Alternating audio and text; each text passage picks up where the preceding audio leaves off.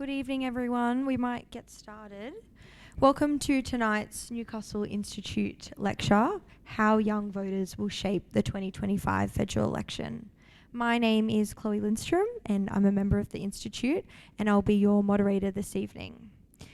It's wonderful to see so many faces, especially a few younger faces, which is fantastic too. I'm a Gen Z, so it's great to have a discussion for my generation and the next generations coming through.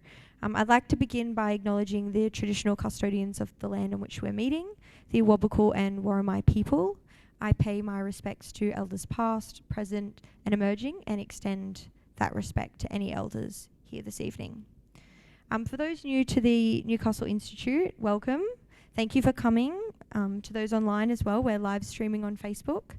Our mission is quite simple: to foster respectful, thoughtful dialogue on issues shaping not only our country, not only our world, but also the Newcastle community. We aim to create a space for conversations that are informed, inclusive, and open-minded. So the topic we're exploring tonight couldn't be more timely. As we look toward the 2025 federal election on the 3rd of May, it's just 24 days away. Australia is experiencing a major shift in the voting bloc. For the first time, millennials and Gen Z voters are expected to outnumber baby boomers at the ballot box. There'll be more than about 1.8 million more Gen Z and millennials compared to baby boomers, so it's a huge shift. But this change, it's not just about numbers, it's also about how political engagement is evolving. Tonight we'll explore how young voters are increasingly turning away from traditional media outlets, opting instead for social media, podcasts, content creators, influencers, memes. For those that don't know what memes are, don't be afraid. Memes, I will explain because I think it's important for sort of the demographic here. It's an image, a video, a piece of text, typically humorous in nature, that is copied and spread rapidly by internet users, often with slight variations. So those memes that you see on your Facebook feed is what I'm referring to when we talk about meme culture. And also talking about podcasts, as I said, and online communities like Reddit and Facebook groups. So this is where young people are going for their political information, and this shift is prompting political parties, candidates, and institutions to rethink how they reach and connect with younger audiences. But at the same time, challenges like artificial intelligence generated content, algorithms, and unregulated platforms are reshaping how we engage with politics, but also how we all access information and form our own opinions. So without further ado, I'd like to introduce our three wonderful panelists that each are very, very knowledgeable in this field. We have Dr. Raphael Ciurello, excuse my pronunciation, Professor Philippa Collin, and Kai Stewart, and I'll introduce each of them when we come to them. So they'll each make an address before we dive into a bit of a moderated discussion, followed by questions, of course, from all of you on the floor. So our first speaker is Dr. Raphael Ciurello, Senior Lecturer in Business Information Systems at the University of Sydney. Dr. Ciurello's research focuses on compassionate digital innovation, decentralized governance, and the ethical implications of emerging technologies.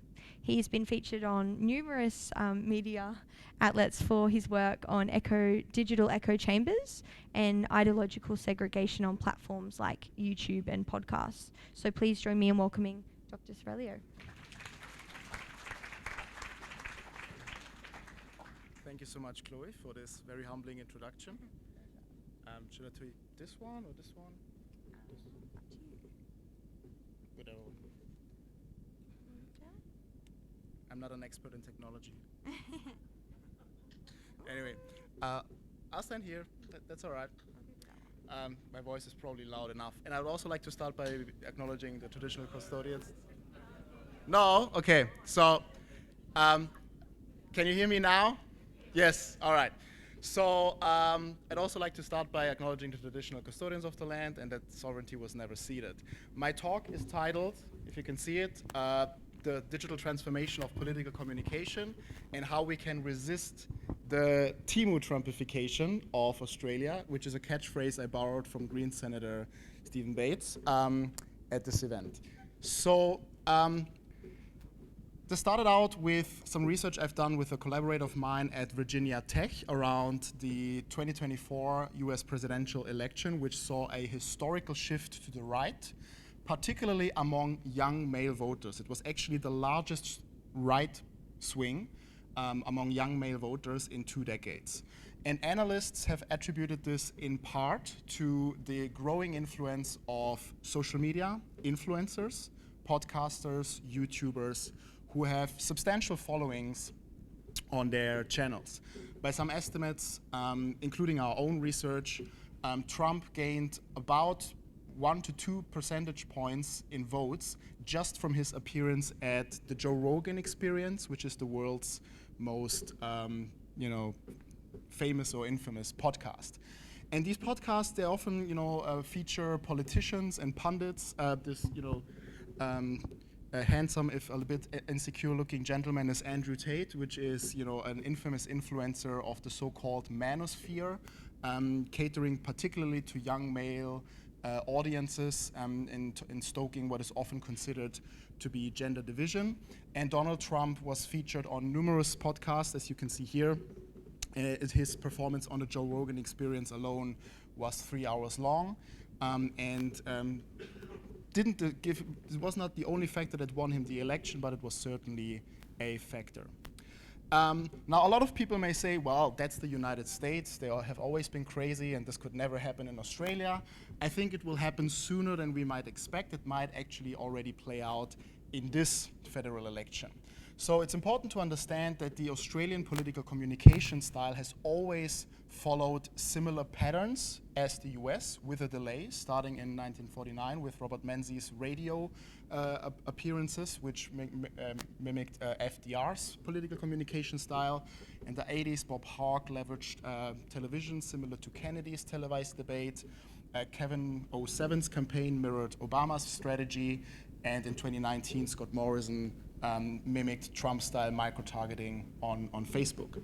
Now, Australians have been dubbed the world's most avid podcast listeners. Latest data suggests that almost half of Australians across all age groups are regularly listening to podcasts, up from just 17% in 2017.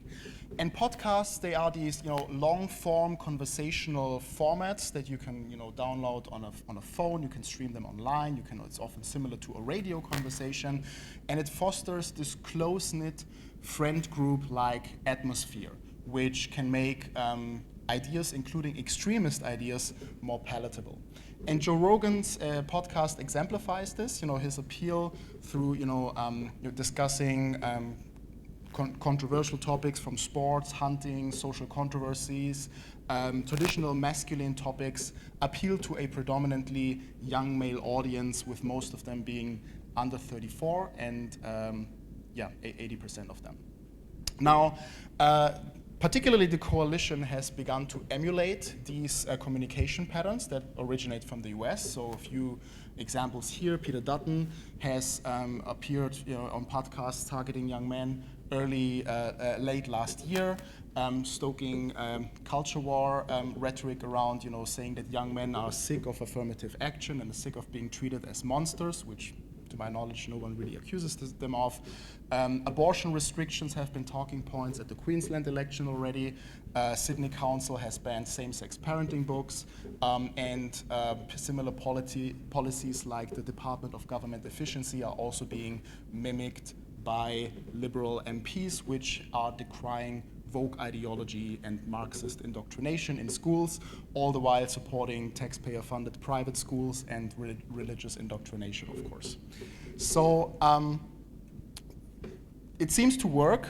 Latest polling suggests that the coalition is ahead in two-party preferred voting systems. There's still significant difference among the under 34 years old, the millennials and Gen Z, which remain mostly labor-leaning, particularly women. So in Australia, women tend to be more left-leaning and men more right-leaning across all age groups, which is a similar trend in other demographics and countries as well. And a lot of this boils down to societal isolation, alienation, and loneliness. So across the world, loneliness has been on the rise for the past couple of decades, with 1 in 4 people mentioning that they regularly feel lonely. And you may think that this is a problem that increases with age. In fact, paradoxically, the opposite is the case. Older people tend to feel less lonely. You see this here on the right-hand side, that demographics over 35 rarely or almost never feel lonely, and it's especially the ones from 18 to 34 that feel lonely some of the time, occasionally, or even alarmingly, if you look at the youngest demographics, it's over a third actually that are feeling lonely a lot of the time. Another factor might be increased dissatisfaction with the government. Current talking point is that the Labour government may not have done enough to combat the increasing, cost of living crisis, housing affordability. More and more people are finding it difficult to get by on their income, and you also see that dissatisfaction is on the rise with government. Here, interestingly, the trend is reversed, with older generations being more dissatisfied with the state of government than younger generations. Now, it's important to understand that these are not just temporary trends. A lot of the time, when we study polarization patterns in the United States, there's actually pretty solid evidence now that conservatives and liberals, and bear in mind, the confusing thing about Australia is that the so-called Liberal Party is actually a conservative party. So liberal here means progressive, and conservative means conservative, right? So there's a study that was published a few years ago in Nature about the moral circles of conservatives and liberals, which found that conservatives exhibit a fundamentally different morality than liberals or progressives. Namely, they prioritize in-group morality. They care mostly about their family, their friends, and not so much about anybody else. Whereas for liberals, it's actually the reverse, right? So they do care about family and friends, but also about distant others, animals, the environment. And this is not only a matter of preference, but it is in fact a tendency that is at its very foundation dangerous, because it can be exploited for political radicalization. If you have large segments of the population feeling lonely, isolated, dissatisfied, not seeing a future, that's fertile breeding ground for radicalization. And I'm originally an Italian German. So two countries that have suffered under fascism and have seen how this in-group morality, when taken to the extreme, can give rise to the doctrine of a supreme leader above the law. And this is what's happening in the United States, and may well happen in Australia as well. Now, history has taught us that the best protections against fascism remain an educated population and strong democratic institutions. So what can we actually do to counter this trend? Number one is to get informed and to just become engaged and use the platforms out there that are available to help you figure out what you would vote for. ABC Vote Compass is a pretty helpful tool in that. Here are some, gives you some nice results after addressing key questions about the election, and shows your overlap with key parties.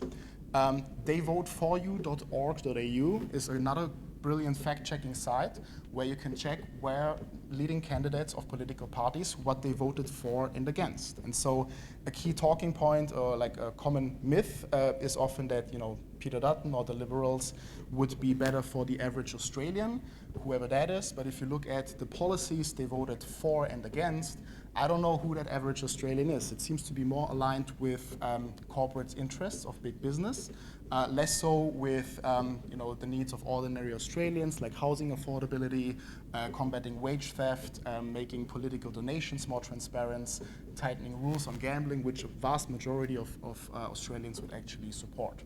So it's important to stay informed, because the media landscape is becoming increasingly fragmented and unregulated, and these culture war rhetorics, they often evoke deep emotional fears, particularly among young men who are often feeling threatened about their identity. You know, what is their purpose in life in a society where women need to rely less and less on them. And so it's important to not fall into this trap. Another fact-checking example, what I recommend is to follow, to reason with data and to follow reputable news outlets and not fall into that much of a misinformation echo chamber. As an academic, I'm of course particularly concerned about the scapegoating of international students, which are now being blamed for the housing crisis, when in fact they just make up a tiny fraction of the rental market, and it is more an effect of demographic shifts and shrinking household sizes, which lead us to need more and more dwellings, which are not being constructed fast enough. So the bottom line of this is that we should remember that culture war rhetoric is always has always been there to foster division between young and old, between male and female, between able-bodied and not able or having a disability. But it is in fact, we need to look beyond that and see the real causes of division, which is the increasing disconnect of large segments of the population which have lost faith in the Australian dream of being able to make a living if they work hard enough, if they go to university, if they study, if they buy a house, which is for many people out of reach. And those are the problems we need to tackle regardless of media landscape or ideological rhetoric. Thank you.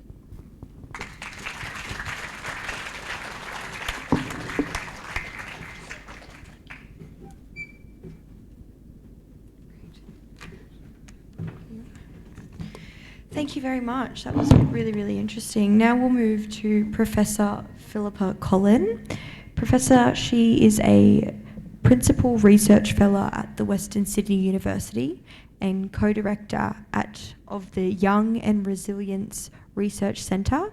Professor Collin's research examines how digital technologies shape the political, cultural and social lives of young people, with a particular focus on health and well-being. Her work spans research, policy and practice. Please join me in welcoming her.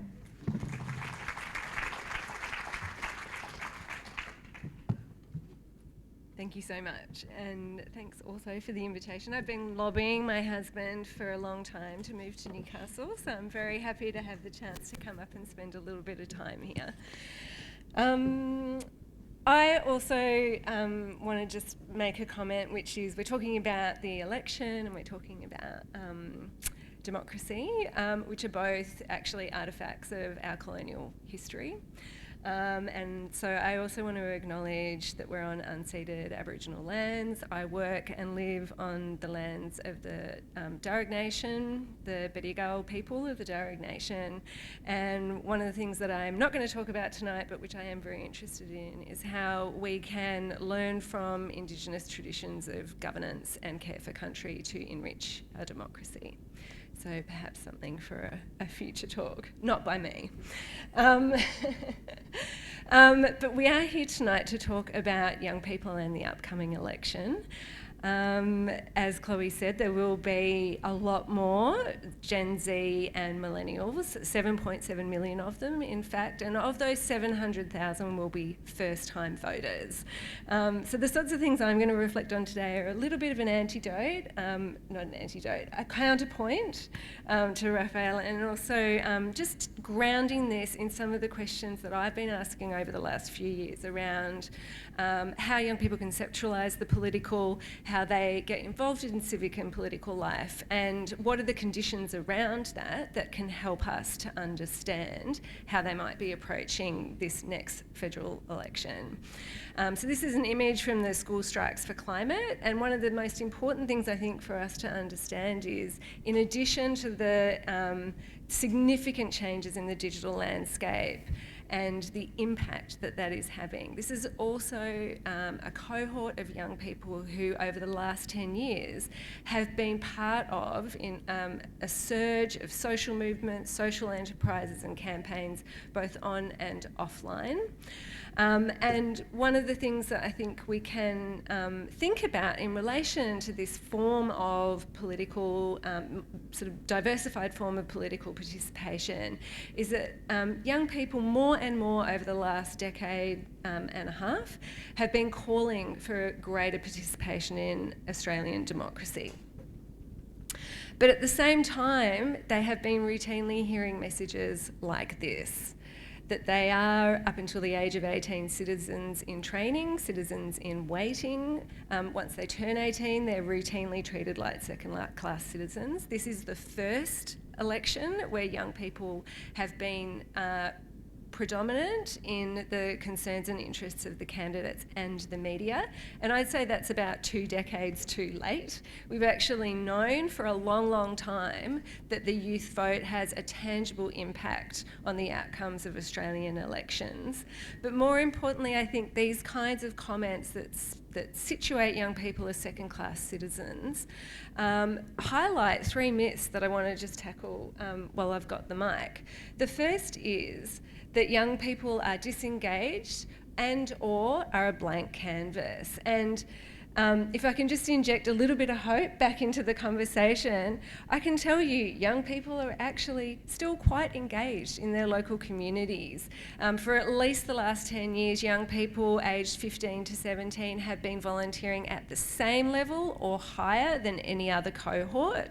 In the 2023 Mission Australia survey, which they did with about 40,000 students, they found 40% of young people reported volunteering on a regular basis, and that's on top of 30% who said that they get involved in other kinds of leadership or youth group activities.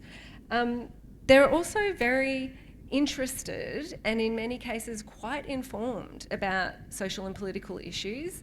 We just completed analysis of 50,000 pieces of writing that young people from around Australia have submitted to the What Matters competition, which is run by the Whitlam Institute. Over the last 10 years, so this is again, this cohort are coming into their first or second election in a couple of weeks. And those young people very clearly are writing about issues both at the local level and at the macro level that they care about and that they have ideas about in terms of being able to respond to those issues. At the same time, this is reflected in many other forms of research. We know that the top issues that young people care about are persistently the environment, equity and discrimination, the economy and financial matters, and mental health. Over 10 years, Mission Australia has been doing these surveys with 20 to 40,000 people, and these are the top issues every single year. But what's really interesting and important, I think, to understand is that young people see the relationships between these issues. So while they're more oriented towards, they're not thinking about political participation in terms of traditional worldviews or ideologies, they are coming at it through the lens of issues that matter, but they see the connections between them. So when they talk about why mental health is important, they're talking about their concerns about a viable climate future, they're talking about the possibilities that they will have for economic independence and the impact that that has on their mental health. And this is shaping their political and civic norms and values in really important ways.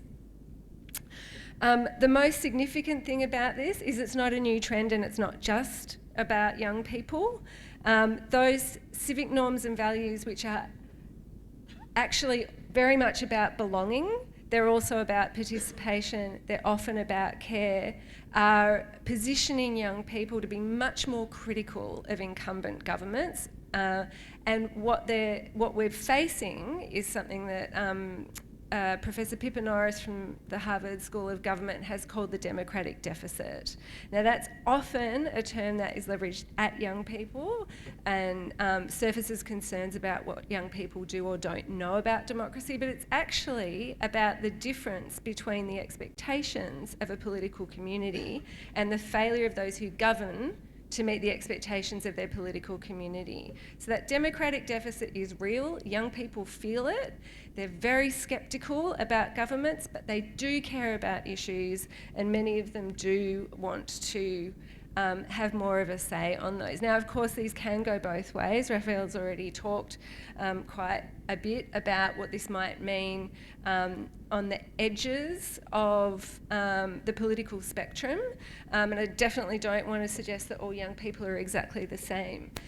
But what I do want to say is one of the problems that we need to move away from is thinking that more instruction and more testing of civics and citizenship in schools is going to make a difference. It won't. We need to change the discourse around who young people are in society and the value that they hold, and also the similarities that can be identified across generations.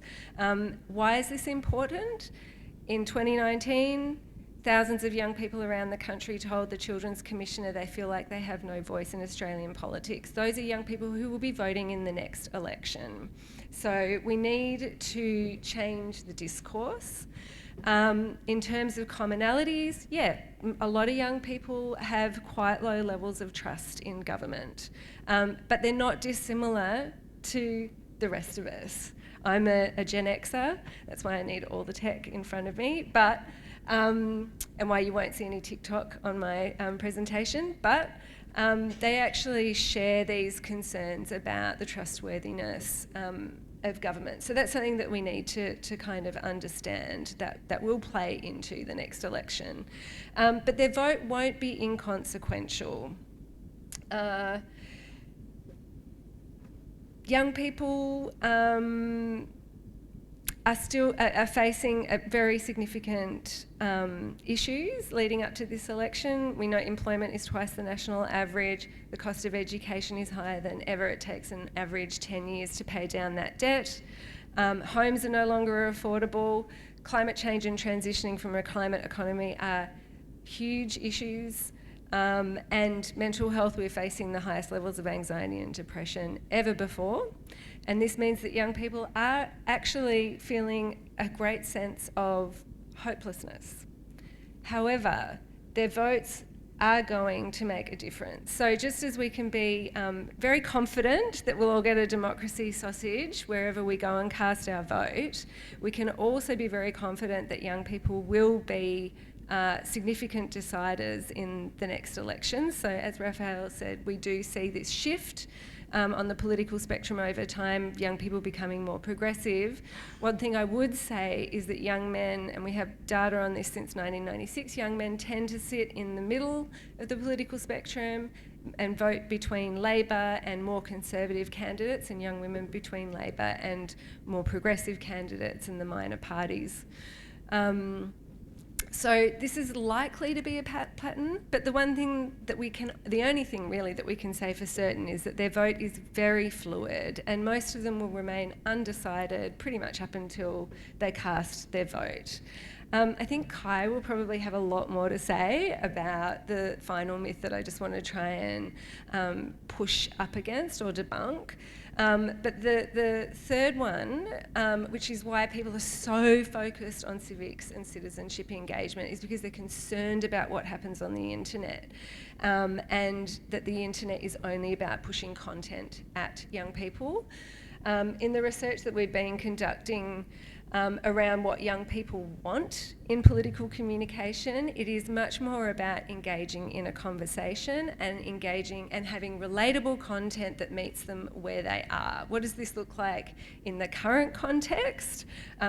There's a lot of, I think, more focus on content creators in this election and less around media purchasing, so for advertising, even though Clive Palmer, I think, has already spent about $25 million on advertisements, but he's probably not going after much of the youth vote. But we're certainly seeing these kind of content creators like Abby Chatfield and other existing sort of platforms which are leveraging, I guess, popular culture, but also humour and comedy to actually deliver some pretty, I think, great content around the election. Political explainers, tapping into some of these issues that we know that young people really care about. And we're also seeing this emulated, I think, in the mainstream media, where you've got like even the ABC and SBS kind of doing a lot more of this kind of content online where they're talking with young people and then mixing it up with the memes and so on. And even the Australian Greens kind of turning a lot of their content engagement into something that feels a bit more like a game or an exchange with young people, young supporters as well as other young content creators. But the whole point of this is just to say that young people are using the internet to look for information, but they're also producing their own information. So actually for about 15, 16 years, the Australian Youth Climate Coalition has been generating content, not just around climate change, but about elections and so forth, and actually delivering that both online in community forums and to thousands of schools around Australia. So if you're wondering where the school strike for climate came from, it's there. They're also doing things like scorecards on different political issues or issues that are policy issues that are coming up. Sorry, that's very small, you might not be able to see it, but this is a new initiative that's just been launched by Project Planet, which is led by a couple of young women. It's called Build a Ballot. It's a little bit like Vote Compass, but it helps you to kind of understand much more about the political process and the voting process, and to build your ballot before you get to the poll. The other thing I do want to say, though, is that in amongst all of this information, we are in a hyper-media saturated world, and taking on board all of what Rap has already said. Still, the main influence that people report in terms of where they get their news from for the youngest part of that youth cohort is family and friends. So I think we can't discount the role that we all play in terms of supporting that political socialisation in the home. It still matters, whether or not that's about you just sharing something via WhatsApp with the young person in your life. But family and friends still do matter. So how are they going? So just coming back to that question, so I wrap up. The last thing I want to leave us on is just a question about whether or not we want to emphasise generational divides or new commonalities. So the reason I think that this is very important is there is also, if we think about those issues that really matter to young people, recognising that they're not a homogenous group, but there are important differences along the lines of gender, geographical location, cultural background, and a few other things. Immediate financial pressures, cost of living, as well as long-term economic prospects are front of mind for young people, but they're also front of mind for many other people in the electorate. Childcare, access to healthcare and housing, of course, are priorities for young people. But so too are they for middle-aged women, who are the highest growing number of people who are experiencing housing insecurity and homelessness. So this is just a few points where I want to emphasise that while we're talking about generational differences, while we're thinking about this unique cohort of voters, and particularly some of the influences that they're grappling with as they make their minds up at the ballot, there are also a lot of similarities amongst generations that are very important for us to acknowledge and work with if we're to tackle some of these big problems. The youth climate movement is a perfect example of that.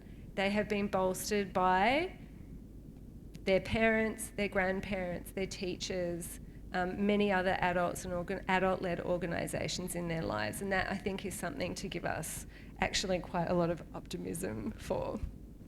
Thanks.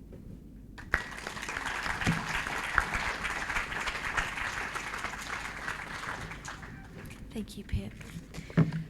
So our third and final speaker this evening is Kai Stewart. Kai is a Darung and Kimilaroi person and multimedia reporter at Junkie Media, which is a youth media outlet. Kai is a digital storyteller whose focus is on social justice. From climate policy to election coverage, Kai's platform keeps young Australians informed and engaged, and is a leading voice in how Gen Z consumes political news. Please welcome Kai.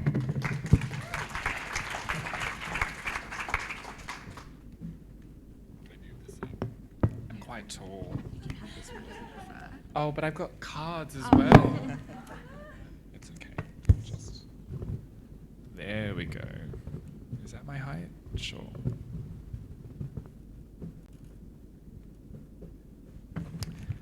So hello, I'm Kai Stewart. I'm a Darug and Camilleri person, and I'm Junkie's multimedia reporter.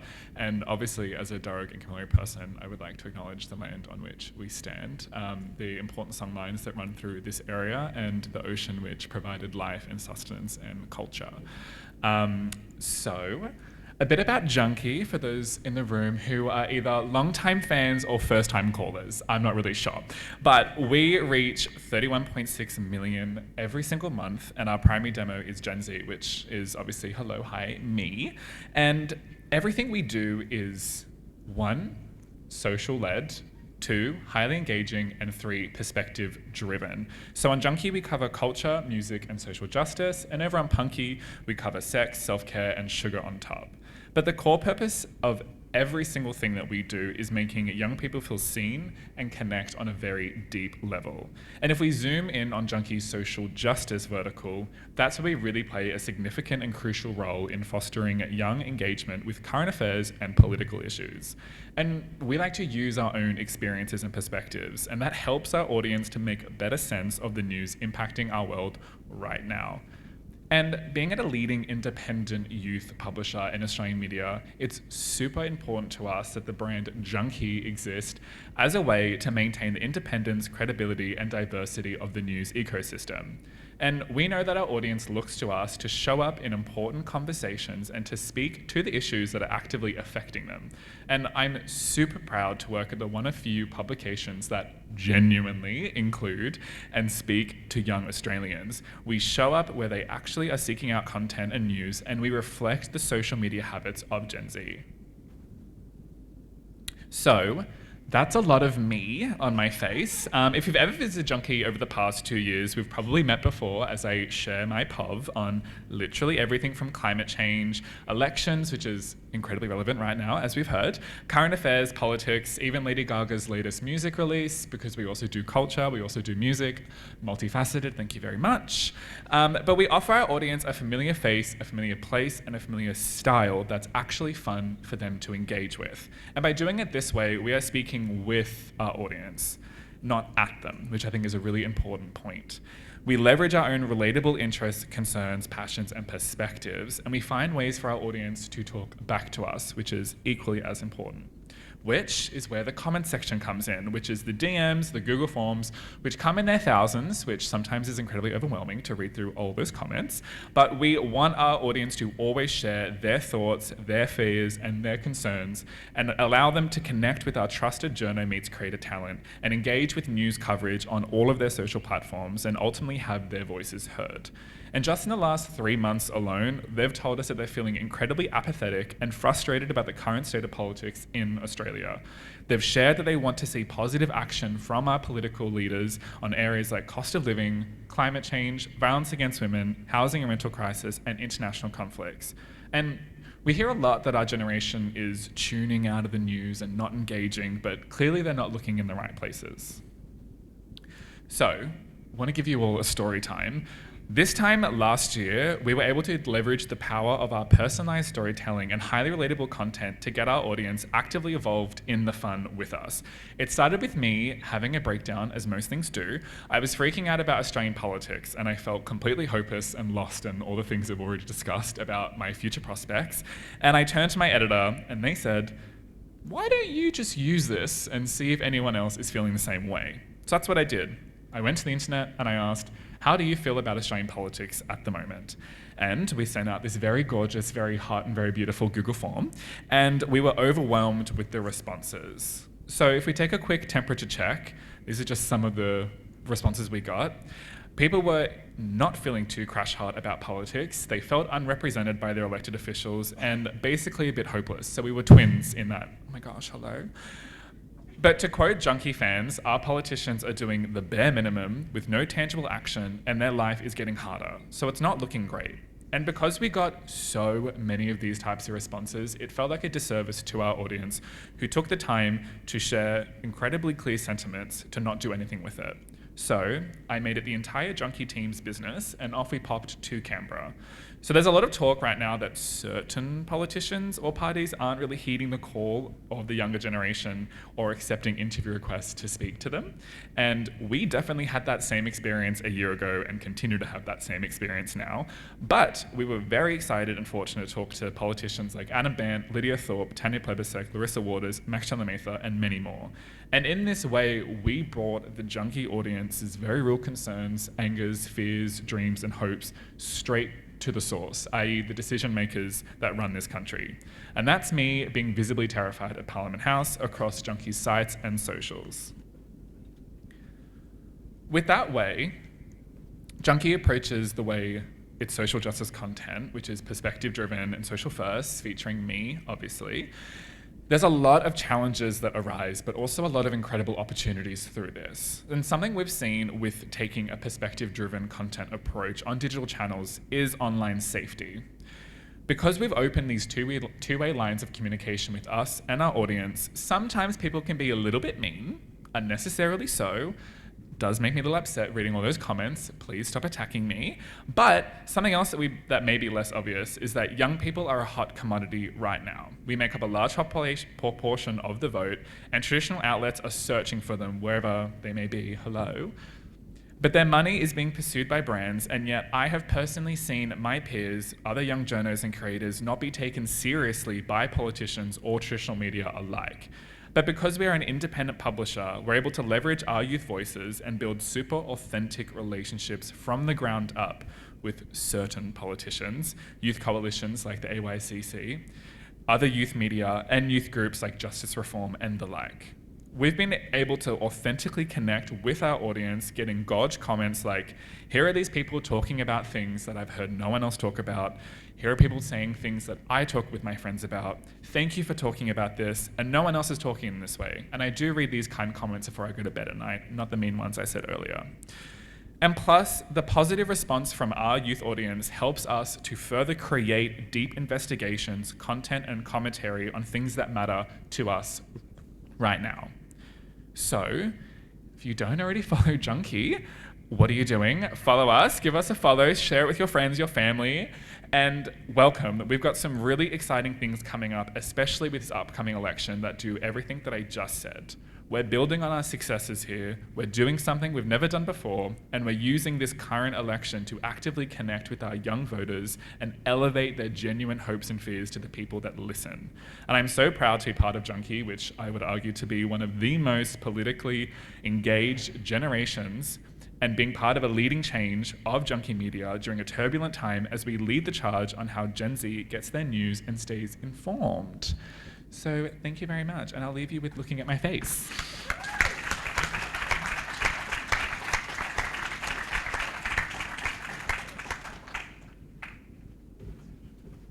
Thank you, Kai. Appreciate having your face there as well.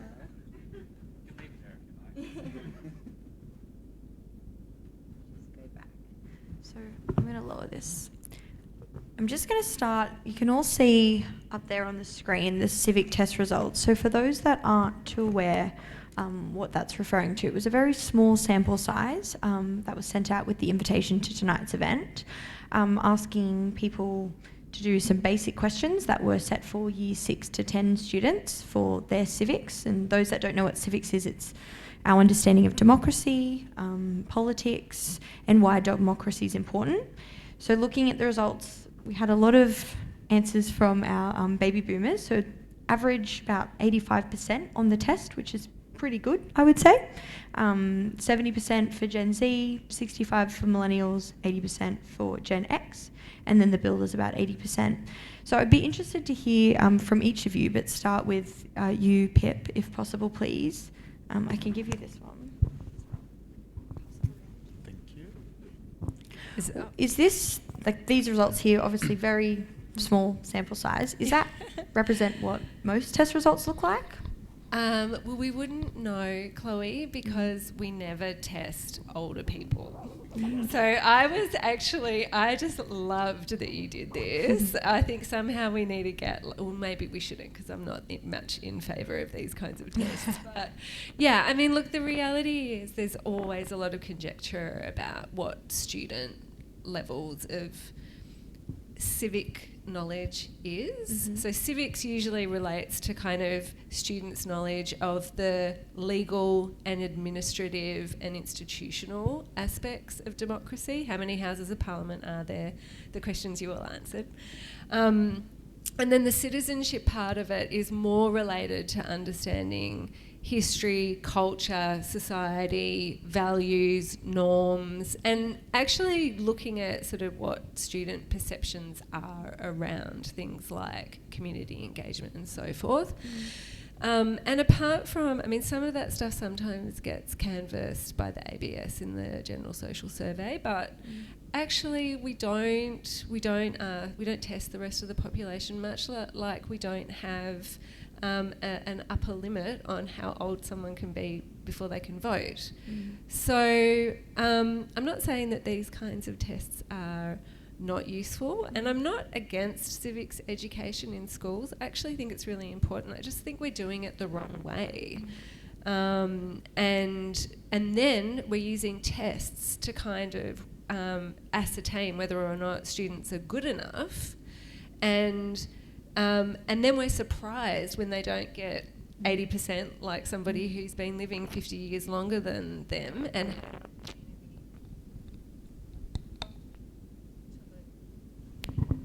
more about it? Yeah. So in answer to your question, I'm not that surprised. I think it's kind of intuitive that people learn more the longer they live. I think the mic's telling me to wind up my answer. You're fine. Yeah. Kai, I saw some nodding over there to Pip's response about maybe these tests aren't necessarily proving that young people do or don't know much about democracy and politics. Would you agree from conversations online? Yes, I would say that sort of, it depends on the questioning and how we are administering it, because I remember the big thing of young people don't understand Australian democracy, and obviously that's not very true.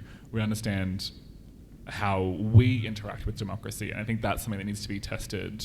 Sure, we may not understand the complexities of Australian Parliament, but who really does? Because I'm someone who has been there multiple times now, and I still am quite confused, and I can tell you now some politicians are also quite confused being in that room. But I think, it's just the way that we are administering these tests, or what people deem as important to know. And I think that's something that is created quite a divide with especially our generation, where it feels like we're spoken at and spoken to rather than spoken with, and our understanding of democracy might be very different to another generation's version. So I do agree with the same thing, but I think understanding the levels and seeing where we're at is still important, and I think having that data is still useful. Yeah, interesting. And Raf, bringing you into it, talking about, you mentioned division and young people feeling spoken to and rather than being included. Do you think there's sort of a link you touched on when you spoke about sort of the divide we're seeing between young women and sort of echo chambers with podcasts? Do you think there's some link there, that this sort of, I guess, rather than being included in the conversation, we're starting to feel excluded, and we're going to sort of maybe these echo chambers online? Is there some truth to that?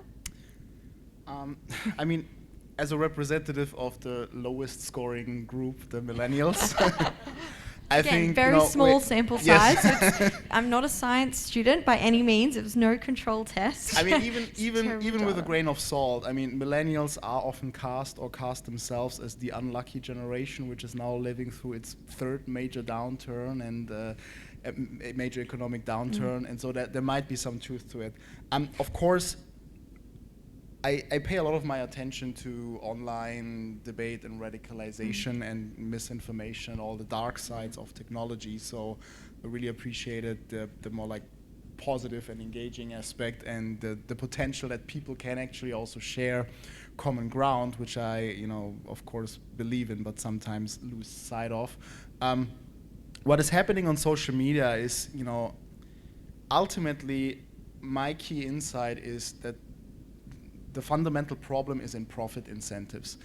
these platforms, most of them coming out of Silicon Valley, they make money with engaging content, right? They make money out of selling advertisements to their users, and that leads to a dynamic where ultimately the most enraging and engaging content gets amplified. And that's often the kind of narratives that stoke division, right, between men and women, between young and old, between different demographics, and I see some of this in social media myself, right? So I mean, I see, whether willingly or unwillingly, I get kind of like this stuff, like similar content, get fed into my feed.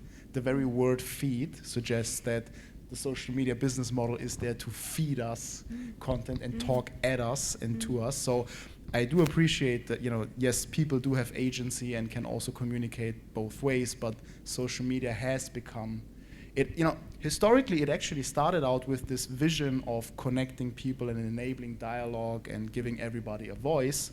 To some extent that has happened, but now the social media landscape is more dominated by few influencers with hundreds of millions of followers who are pushing out messages, often political messages. So that is unfortunately part of the picture as well.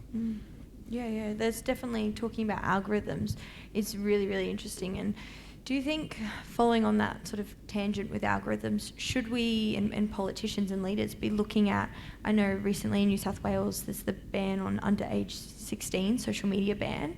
I'm not asking you necessarily for your take on whether that's a good or a bad thing, but more so, is that the way that we regulate social media and these algorithms? Because at the moment, we've got a big billionaire who is controlling X or Twitter, and we saw during the US election that, in fact, he did stop political content that didn't necessarily align with his views. So is that something we should be looking into more? So I absolutely love that question, and I could talk about it all evening. So you do have to stop me now, right? Okay. So you're absolutely right. I mean, it is not only one billionaire, it is in fact a handful of billionaires, all of them middle-aged white men, who are controlling these platforms and ultimately shaping global public discourse, right? It's like Facebook Meta, Twitter X, and various platforms that are, Jeff Bezos with Amazon, it was kind of like bought all the major newspapers. It all gravitates towards, consolidated political, economic, and ultimately, political and economic power.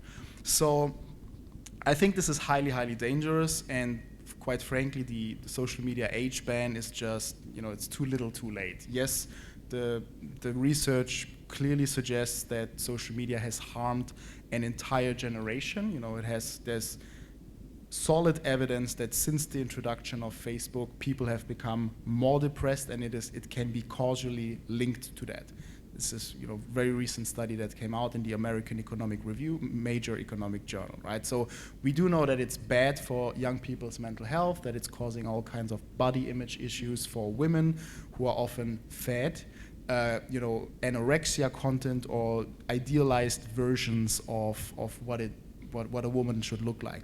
All of that gets even worse and amplified with AI-generated content, which creates these, almost surrealistic, hyper perfect body images, and it makes it only worse, right?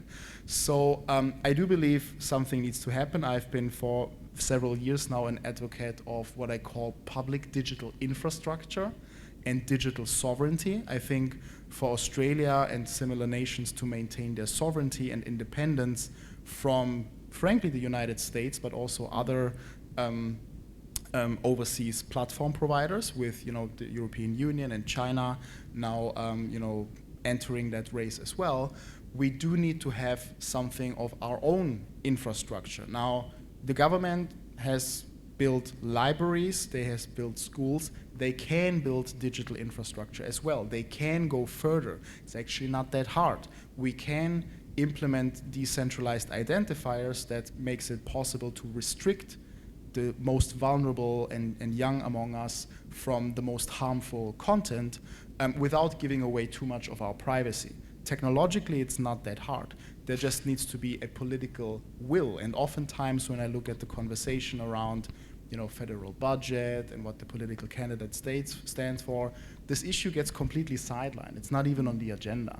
So I do believe something needs to happen here. I would ideally like to see a national strategy for public digital infrastructure. I have some quite clear ideas of how that would look like, and my writing, if you're interested, is unpacking that. But yeah, I probably have to stop and give some time to the other speakers as well, because this is a complex You could talk issue. about it all day. You've studied it for a very long time, of course. Kai, if I may, what's your take on this? Obviously, Junkie has sort of created a platform based off algorithms in a lot of ways. To reach young people, you rely on like hashtags and reels and all of like sharing videos to stories to try and get reach and clicks. What is your take on having sort of regulation and algorithms? I think regulation is always a good thing. I think obviously with the wild beast that social media is, it can be really tough to do that. And I do agree that a complete ban on something never works in any context, in any way, shape or form. And I think that limits a lot of what young people in our generation care about, and limits their ability to access things that can really benefit their lives. And yes, there are dark pockets of the internet, but there are also really beautiful parts of that too, and community building. And obviously at Junkie, we work hopefully alongside the algorithms, but we've even experienced some situations where political content may not be pushed as far as it would be, but with the community that we've built, it's been able to be carried through and pushed through that, just out of sheer ability of our audience to push that content, to care about that, to want to talk about it. So yeah, I think it's I think I would leave the algorithm things to the powers that be. I'm just a mere, person that uses it and has to abide by them sometimes, but I do think regulation in any form is always helpful. I think the way that it goes about, again, misses the point and excludes young people from how they actually use the internet. And I think, I think it can be a powerful place that young people can build and foster a community. Mm-hmm. Pip, if you want to say something, please. Yeah, I might actually. So I think this is a very interesting question, and the two parts of it that I want to pick up on are the role that, so once again, trying to avoid the kind of focus on one part of the population that is perceived to be vulnerable, and trying to ring fence them as opposed to tackling the bigger problem. Actually, one of the groups in society that has been most affected by the poor regulation of social media and the internet are people in their 60s and 70s who are vulnerable to financial scams. So, and we don't hear politicians saying we've got to ban everyone over the age of 60 from social media because they're giving away their money, right? But we do that about young people under the age of 16, and I completely agree that it's unfortunate that the politics meant that was the piece of legislation that got through the Parliament. I'm also very, very keen to see a lot more regulation in this space. And there is, for instance, a piece of legislation around a digital duty of care, which is part of this much broader package that the Labor government is trying to get forward. Won't see go through the Parliament now, obviously. But that digital duty of care question is really, really interesting, and I think one of the things that it offers is a way for us to think beyond the care for the individual user and to think about care for individuals, communities, and also those, I'm not sure if this is what you mean by public infrastructures, but democracy as a public infrastructure that we need to care for. And what other things that are happening online and elsewhere in society, and I might put into the mix there inequality, because actually one of the most destructive forces for society is inequality. Not social media necessarily on its own, but also to pick up on something that Raf also talked about, which is this question of belonging. Like, I think if we try and have a slightly different conversation around belonging and a more inclusive approach to political community, and trying to do more cross-pollination as well of media in the online setting, then we can start to deal with some of the root causes of these problems that social media just really amplifies, right? Social media just amplifies the fact that we have adultist views of children and young people, that we see them as pre-political, that we have to protect them, none of which I agree with, that we have some members of society who feel very excluded, and that can be amplified. Those messages of this is why you are excluded and this is what you need in order to feel that belonging can be amplified. Because ultimately I think one of the things that we're seeing here, whether it's in terms of people who are being radicalised online or young people who feel disengaged and undervalued in democracy, and anybody for that matter who might fall into that category, is an internalisation of the messages that we share about these people. International students are responsible for the housing crisis. No. Young people are responsible for the dangers of the internet. No. Women are responsible for young men not feeling like they belong. No. So we need to try and turn that stuff on its head, I think, both culturally and also in terms of the regulatory frameworks that we put around technology and society, to say what is it that we stand for and what is it that we'll care for. Yeah, I want to shift now to looking at influencers and content creators. So talking about inclusion of different media outlets.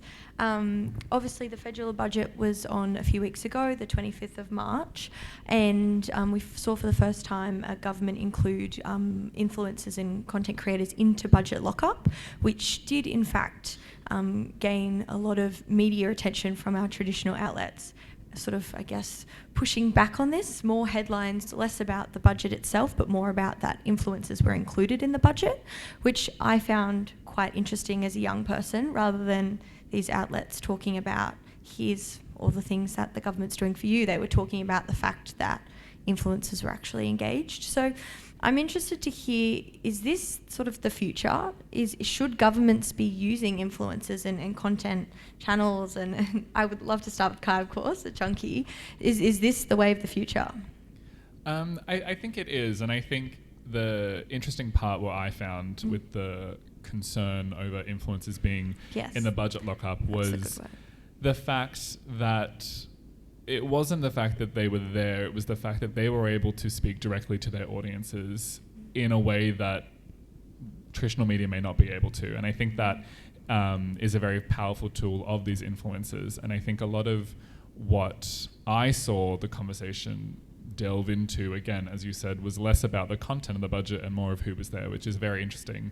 And I think that the more that people feel like they're spoken with these influencers instead of at, and the more that young people feel like they have someone that represents them and that is sitting in that budget lockup thinking, okay, what are the biggest takeaways from this that affect me? And that's all that traditional media do as well. They know their audience and they speak to those issues. So influencers are doing the same thing, just in a different way.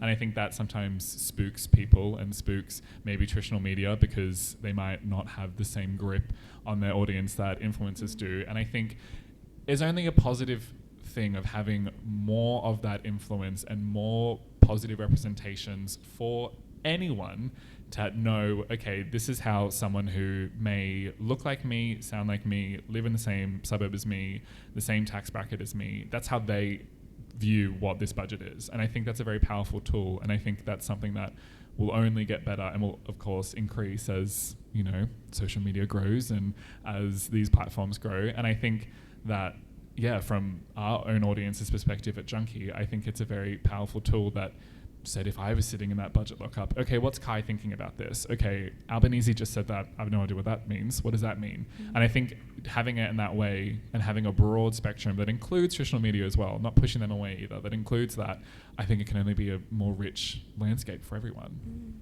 Yeah. And I think, Raf, you spoke about Abby Chatfield, who was a reality TV star turned social media influencer and now has millions of followers and does speak very much about politics, especially recently with the federal election looming.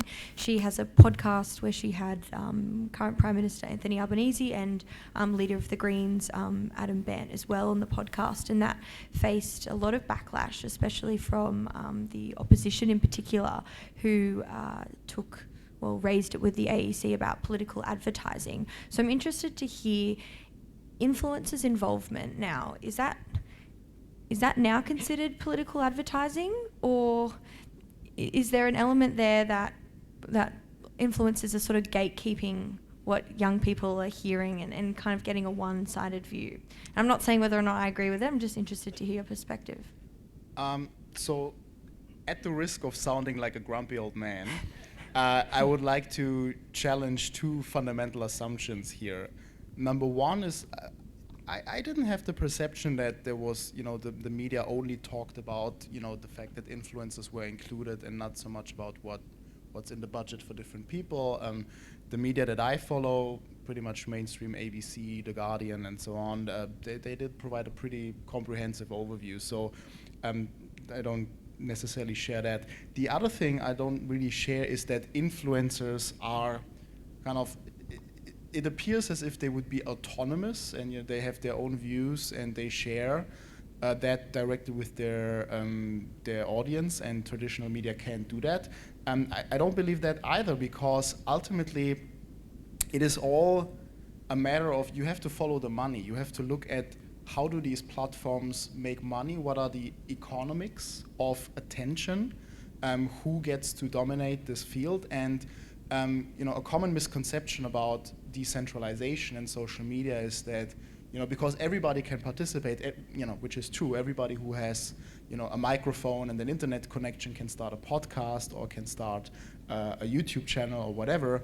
That doesn't mean everybody gets the same amount of attention. There's still tremendous competition in this economy for attention, and it follows similar age-old logics. People being biased towards fear, people being biased towards negative news more than positive, and oftentimes, in addition to that, of course not the people in the room, but some influencers are actually compromised or corrupted by hidden sponsors who are kind of paying them a lot of money to push certain messages out. If we look at the right wing of the spectrum, where people like Isaac Butterfield and Sidney Watson have accumulated millions of followers for multiple years, and have quite openly been engaging with various industry sponsors that are helping them push out their messages, right? So the economics of advertising pretty much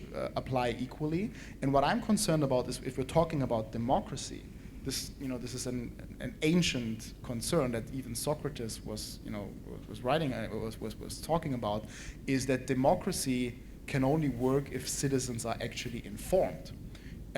Just because everybody can participate doesn't mean it's a democracy. You don't want the pilot of your plane to be the person next to you just because they should also have a goal, right? So democracy requires a certain level of education and qualification to actually be able to participate, and that's not necessarily ensured in the current social media landscape, where people compete for attention, for clicks, for views, and not so much for who has the best argument. What I think is really interesting in this conversation is that it's taken the spotlight off. So 1 or 2 elections before this one, we would have been talking about the Murdoch press and the influence of Murdoch and other media oligarchs. Right?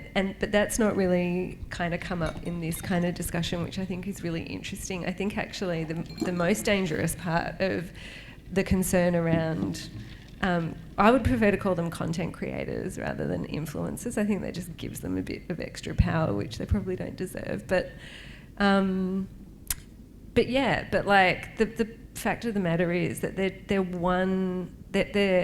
within that pool of power in the media that has always been very unbalanced. And so that's no reason to be less concerned. I think it's just about like, okay, what are the questions we're really asking here? And the thing that I think is kind of more concerning is that it's the critique is still on influence and less on truth or fact. And that's the thing that I think we've really lost a handle on, actually. And I have hope, actually, that like the ethics of media and great journalism will prevail, and that the better content at some point, you know, I come from a long, you know, a family of journalists, so, you know, I have to kind of hold on to that. But that is, I think, deeply a source of concern. So yes, it's about an informed public, but it's also about two other things. One is not just so much kind of critical thinking, and are we teaching and learning those skills right across the life course as all of this just changes under our feet, but also what are the values and attachments that we have to some concept of the truth, to some concept of science, you know, and how do we hold space for actual proper debates around that? What is the role of government? I mean, like in all of this, nobody's talking about whether it's a good or a bad thing that Clive Palmer can pay for these, you know, for any kind of advertising, spouting any kind of claim, you know, that there's, you know, there is a little bit more, I think, discussion around truth in political advertising, and we see how flimsy our regulations are around that. So, yeah, I mean, of course, we want to understand the role of content creators in these very unregulated and market-driven, algorithmically driven spaces, but not take our eyes off some of these older, more entrenched problems that are being, again, amplified by the technology. Awesome. We might open it up to the floor if anyone has any questions. I could talk all day. Great, we've got a hand.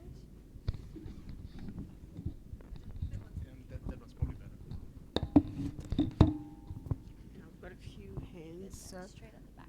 okay, and just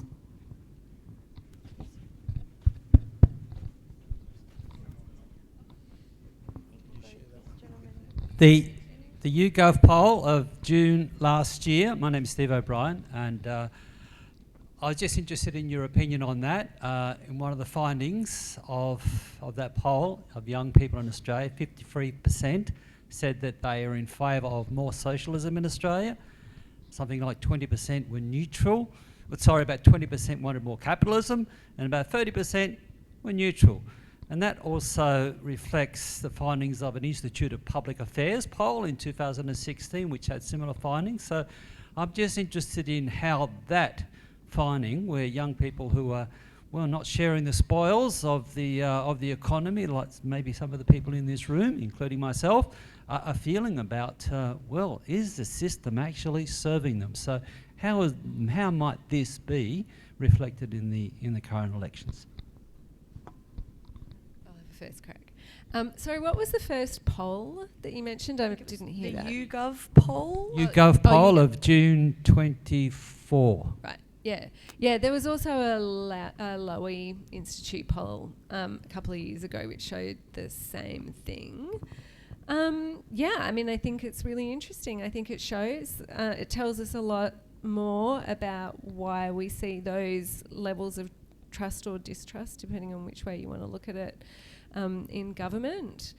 I think it means that we have an opportunity again to talk more about what our democracy can be and how the system can serve us. I think a lot of young people are searching for more understanding and new ideas. And they also, I mean, one of the things I think that we kind of also can't take for granted is people being sick of being offered band-aid solutions for structural problems that they know are run deep. I think it'll be really interesting to see what the youth vote looks like, and as we get closer to the election, how people are responding to the different political parties' positions, for instance, on housing. Because what I've heard in a lot of the commentary, but also in a lot of the work that youth-led organisations are doing around policy reform, particularly in that area, is saying we understand that more access to debt is not going to help us get a house. We understand that dealing with, reducing stamp duty or increasing first home buyers is not going to help us to get that home. What we do understand is that we need tax reform, major tax reform. So who's up for that? I'm very interested to know what your readers are saying about this. But I do think that there is quite a substantial part of the population who are not sure about which direction we should go in, but they're very sure that the current system is not working. I don't know exactly what to make about we should have more capitalism. I'm not really sure what that means. Maybe it's a different kind of capitalism to what we've got now, rather than, anyway. But yeah, those are my reflections. If you're very keen to answer, in the interest of time. I'm very keen to answer because the fact is if you look at the social media discourse and young people, they're very much looking for alternatives, and I think the rise of right-wing fascism is as much as a reactionary force as people flirting with socialism, even though I tend to sympathize more with that idea. But it is essentially a sense that the current system is failing. The current system, which has been in the place in Australia, in the US, in large parts of Western Europe since the 1980s, of deregulation and market-driven logics, is just not working for large parts of the population, and people can't afford basic necessities and homes, all the while we see the rise of billionaires getting wealthier and wealthier. So there's a sense that of despair, and people know that the system is failing, and there's there was this BBC documentary 10 years ago called Hypernormalization, which is it's a term linking back to the Soviet Union. Everybody in the Soviet Union in the 1970s and 80s knew the system was failing. It was just that nobody could imagine any other system. I think we're actually living through a similar time. Some people argue capitalism might be already dead. It might have already failed. We just can't imagine an alternative. So I think we are kind of like in this transitional phase, which has historically always been very dangerous because it is giving rise to reactionary forces, and has in the 1930s given rise to fascism. So I think we're living through a similar period right now. Okay, thanks. Very interesting chat. Kai, I guess this is a question directed at you, but you mentioned not being heard, not being listened to, being spoken at. That sounds very familiar, because I felt like that when I was 18, 17, 16, and I dare say most people in the room probably did too. I'm wondering whether it's a generational thing or whether it's just human nature at that age. But I also was more politically engaged while I was in my late high school years, and then in my early to mid-20s became even more politically engaged. Probably the time when I was least politically engaged was when I was 18, and I had other things on my mind. Is that an indication that maybe we've got the voting age wrong, and that it could be lower or it could be higher? And I know there's been some talk about that over the years, so just throwing it out there. Thank you for your question. To answer the first bit quickly, I think what is interesting and what I speak a lot with my friends is that our parents say the same thing of like, oh, when I was your age, I was angry at the government too, and X, Y, and Z. And I think that's sometimes where our frustration might lie, because we're like, well, you know this feeling, you know that this is like how we feel as young people. We feel like we're not being heard. So how can we all benefit from hearing young people out?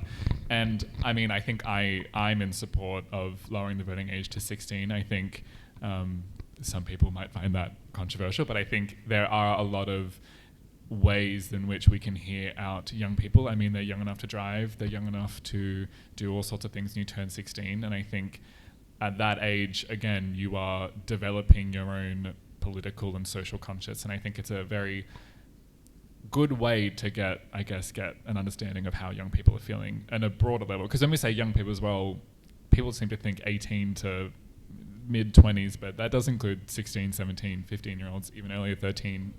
And yeah, I think that's always a positive thing. And I think that for how young people are feeling, and particularly my own feelings about how I see the world, I think if we had the support of older generations to look at us and say, I recognize and sympathize with how you're feeling, and I think the way in which so many of us are becoming more politically active is alluding to the fact that there's no other option for us, because we feel like, well, we can't buy a house, so I don't really have hope to look forward to the future. I don't know if there's much economic certainty, so I don't know if my employment is secure. I am concerned about the climate and the environment, so in 10, 15 years, will there be enough livable nature around us?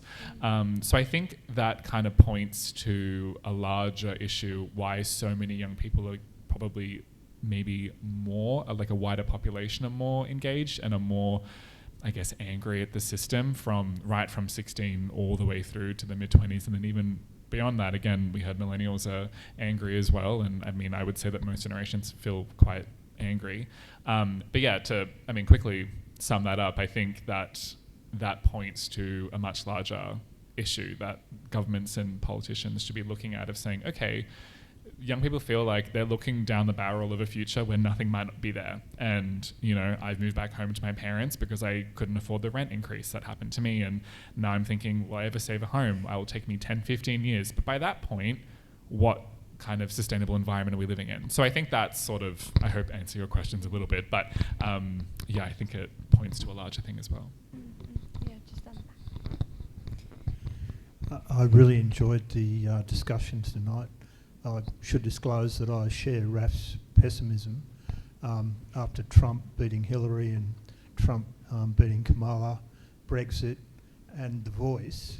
And it's The Voice I'd like to focus on in particular, because where it was simply a yes-no question, it seemed to me that amplified the racism that came out, certainly on social media and on X. Have any of the panellists got any views on that? So I'm still relatively new to Australia. I moved here 5.5 years ago, and this Australia Day, I read more deeply into the discourse on social media and analyzed the views that people were sharing, which was interesting on many levels, because there's this widespread perception, even on Reddit, which is a largely left-leaning community, but there was this widespread perception that why is Australia one of the only Commonwealth nations that has never signed a treaty? Well, because there was no government to sign a treaty with, which is, of course, if you read about it, it's not true. It's not that there was no government, it was just that a different form of government, which was not a monarchy. So it revealed to me a quite shocking level of historical denialism, revisionism, and racism that I did not perceive in my first years in Australia. I came with this naive view that Australia is a very multicultural society, very inclusive, very pluralistic, everybody's welcome. That was my impression in the first couple of years, but from looking into that discourse and related discourses around, all the polarization that came with the Voice referendum, around, the typical argument you would hear from right-wingers was, well, yeah, we want people to be acknowledged, but why should we single out a single population and not other segments of the population? Well, there are legitimate reasons why you would do that, right? So it's to me, this is an indication that that social media creates this perception that all views are equally valid and right, and you can have your opinion. You may think that a treaty wasn't necessary or wasn't possible, or that the voice would have created more division than it would have resolved. But these things are simply not true. You mentioned a point about truth and fact, and while I do believe in social constructionism, and that truth is to some extent also is always shaped by values and ideology. What I wanted to say when I showed the two differences in moral circles is that there's a fundamental danger in an in-group morality that focuses only on those around us that are similar and like us and excludes the distant other. I think that inherently gives rise to an ideology like fascism.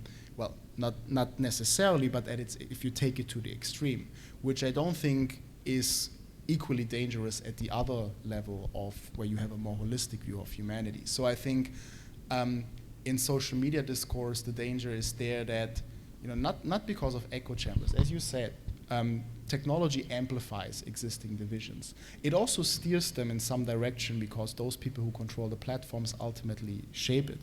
But it is important to remember that, in the words of Popper, a tolerant society must not tolerate intolerance. That's where tolerance ends, right? Otherwise, it kills tolerance. So, and I think that's what we're currently not good at with social media or digital media or even journalism, in kind of understanding that there are limits to what we must tolerate. And in fact, there are some things that we cannot tolerate.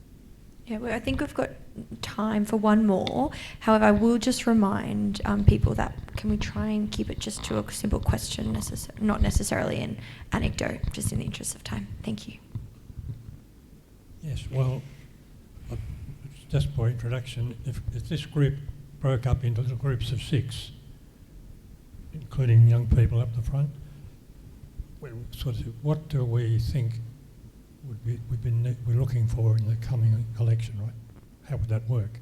I mean, most of the time, most of us haven't got a voice anywhere much.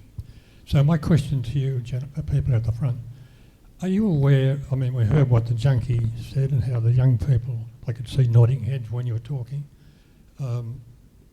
It's speaking to young people, but are any of you aware of an online group that would have younger people, men and women, across the spectrum, who could come together and listen to each other to try and to reach agreement on something? Are you aware of any online group that takes across the age spectrum and that works in that way in any country? I'm not too sure the link with. So you're asking about an online group that is, whose purpose is to foster unity and bring people together across, let's say, age groups or demographic factors.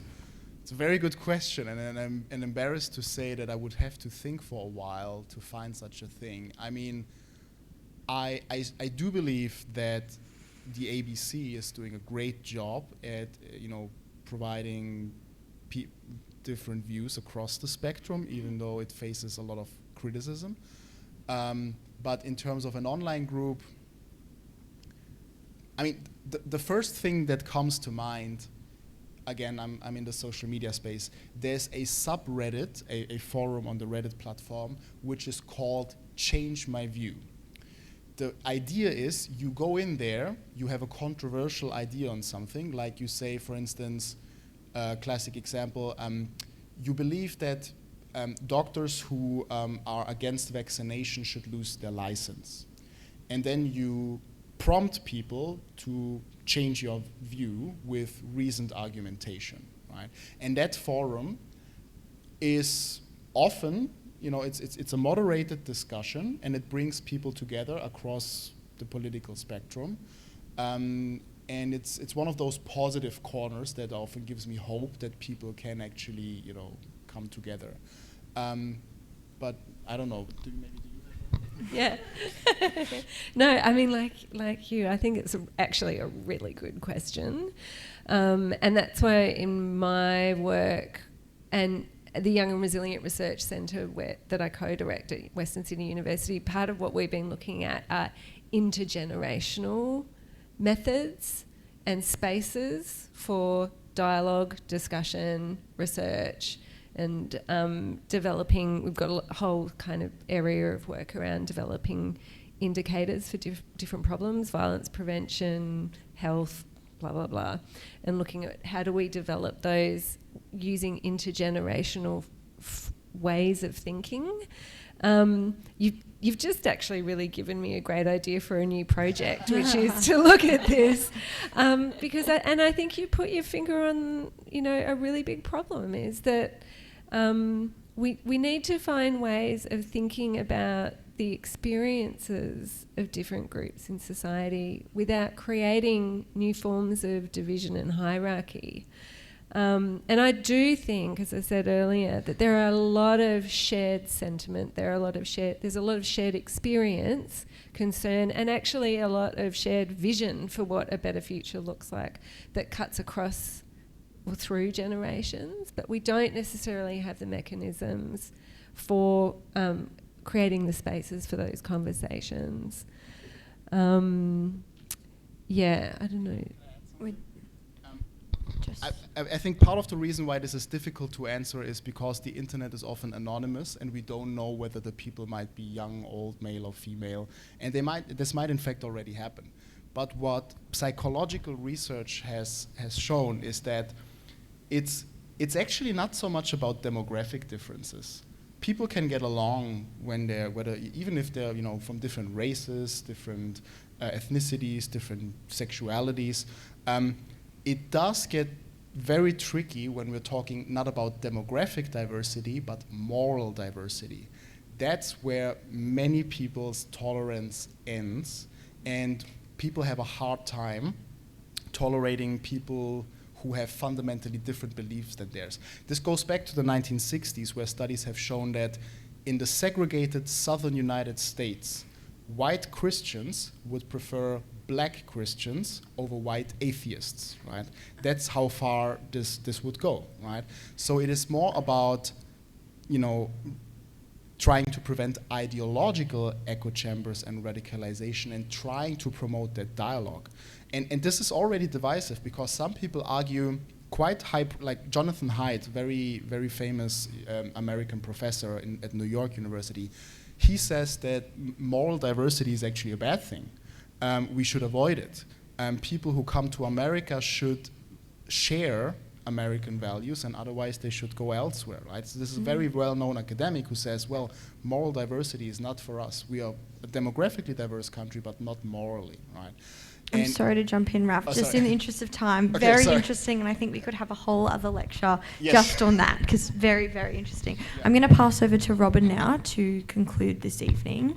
Thank you very much, everyone, for coming along. It was really lovely to see many young faces, but also some older faces that I know as well. Thank you to the panellists. It was a really great discussion.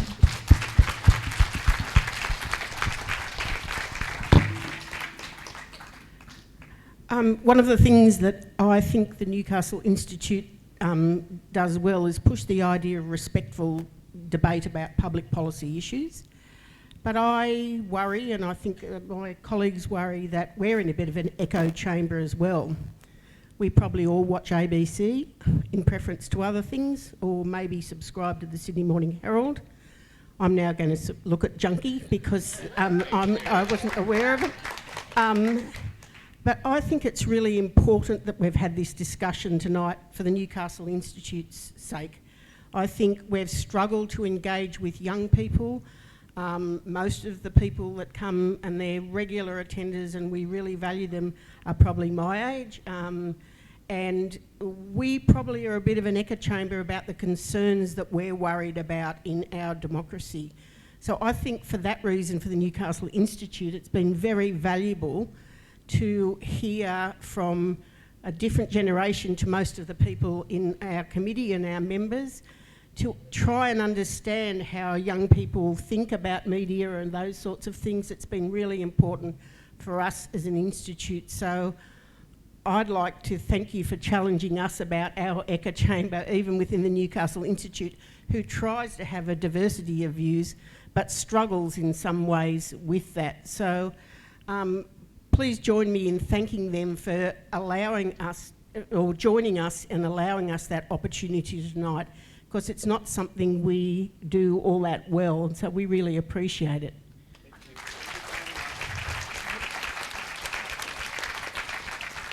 I think one of the reasons we've been able to do this is because of Chloe.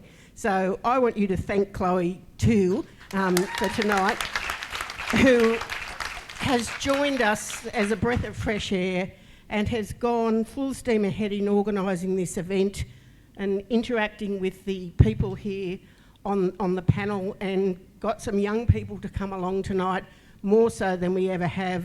And without her, we wouldn't have done this. And she is going to stay for a little while until she goes to the University College London, and towards the end of the year. So please, we appreciate what you've done.